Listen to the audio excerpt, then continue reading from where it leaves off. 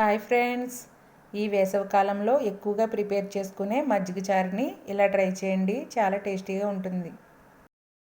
మజ్జిగ చారు కోసం ముందుగా ఒక బౌల్లో ఒక 2 కప్పులు పెరుగు వేసుకోండి.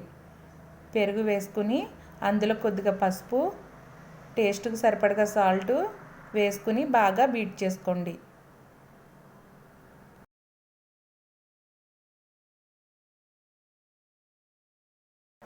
ఈ విధంగా బాగా బీట్ చేసుకున్న తర్వాత అందులో సన్నగా తరిగిన ఆనియన్స్, కొద్దిగా కరివేపాకు వేసుకుని కొద్దిగా వాటర్ వేసి బాగా కలుపుకోండి.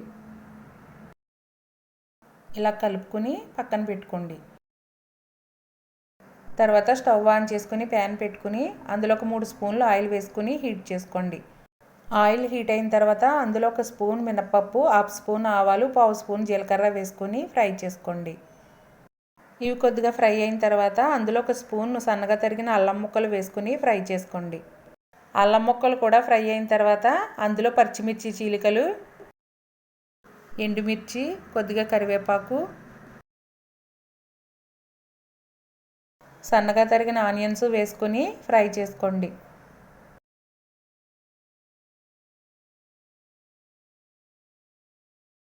ఆనియన్స్ కొద్దిగా ఫ్రై అయిన తర్వాత అందులో 1/2 స్పూన్ మిరియాల పొడి, 1 చిటికెడు పసుపు వేసుకుని ఫ్రై చేసుకోండి.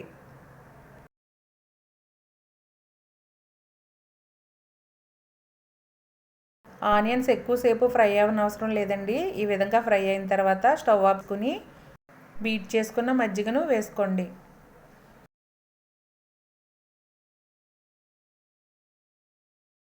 మజ్జిగ వేసుకుని ఈ విధంగా బాగా కలుపుకోండి.